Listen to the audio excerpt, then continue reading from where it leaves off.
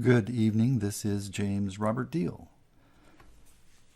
My topic tonight is helping people to buy their first home. And I like to work with people long term, and you shouldn't give up hope. In fact, one of the first things I point out to people is if you don't have enough income or enough down payment, then put together a group and own a home jointly. And you need a partnership agreement to do that, and you need a house sharing agreement to make sure that everybody behaves fairly. So that's the way you buy a part interest in your first home, and together maybe you can buy another home. Now, if I'm your broker in buying such a home, or duplex, or triplex, then I will provide you with a partnership agreement and a house sharing agreement for no extra charge other than my real estate commission. Now, if you already have a favorite broker, let that broker be your broker, and I'll be a co-broker taking care of the legal side and charge maybe 1% of the purchase price, payable at closing. So I'm very good at helping buyers figure this out. You need to focus on getting the credit score sufficient.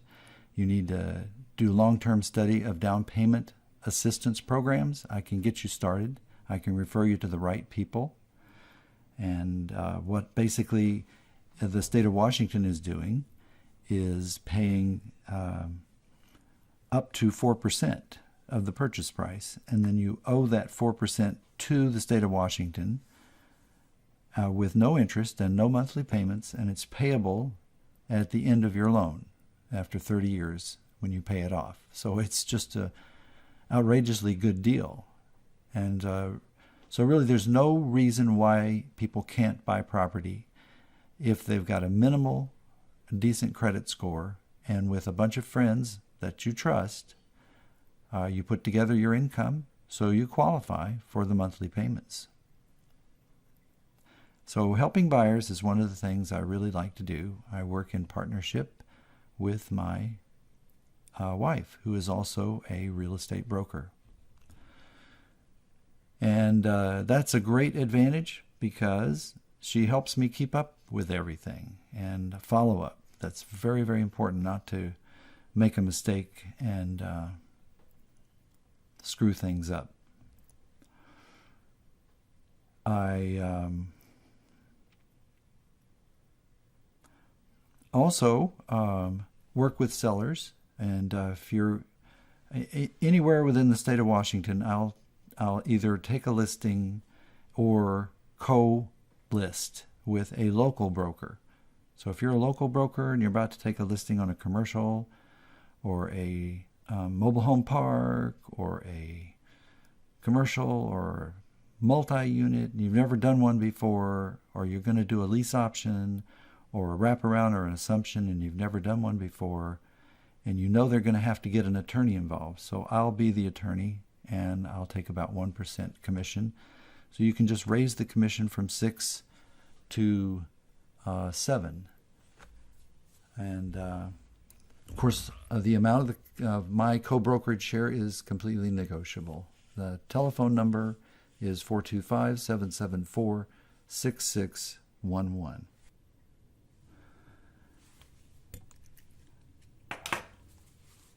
So I want to give you a little bit of a commercial message here, and that is that I invite you to consider the political issues that I raise. Go to jamesrobertdeal.org. My for-profit business supports a non-profit business, and my non-profit business advertises my for-profit business, so thus enabling both of them to get more work done. Now, it's very important, if you're listening because you're interested in real estate and you don't care about much else, think about this, that the value of property is negatively impacted if smart meters are put into a neighborhood, and even more heavily impacted if 5G refrigerator-sized so-called small cell towers are added to your neighborhood, because it's clear that these are harmful to health. And some people are sickened immediately, and other people die early. And this is at very high frequency and high energy levels. It's a very reckless technology that is designed so that people can watch movies on their cell phones. You don't need to have millions of people watching movies on their cell phones. They can go home and plug in their cell phone to the internet.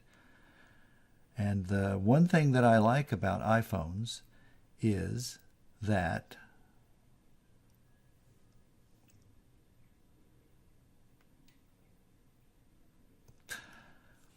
it's very easy to plug an iPhone into the internet. You buy a Lightning to RJ45 connector, and one end goes into the bottom of the iPhone, and the other end plugs right into a Category 5 or Category 6 cable receptacle. And from there on, you can put your cell phone on airplane mode so it's not radiating all over you. And then you can surf the web, you can talk through Skype or communicate through Facebook Messenger. The one thing you can't do is dial a number and call, although the telephone companies could, big wireless could make that possible. Another thing that big wireless needs to do is to put a button on your phone that will make it easy for you to flip the phone into and out of airplane mode, because these cell phones radiate a lot, and they should be in non-broadcasting mode most of the time. So every half an hour you can put it in broadcasting mode and check your email and check your text messages and send any text messages that you need to send.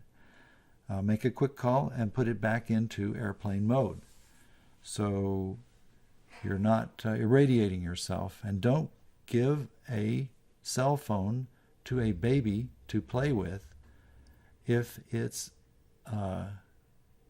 unless it's in airplane mode.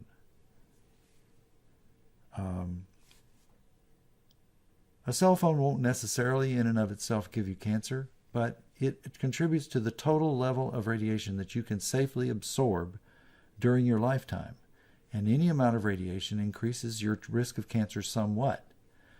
But John McCain put his cell phone up against his left side of his face, and that's where he had his brain cancer, and that's where Edward Kennedy had his brain cancer.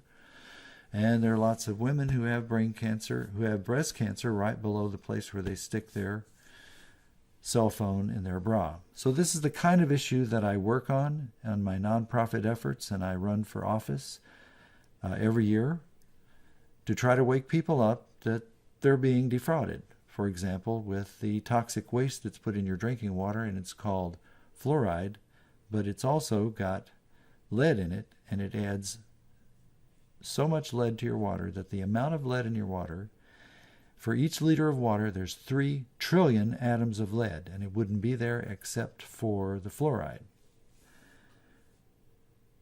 I will close off and say thanks for listening.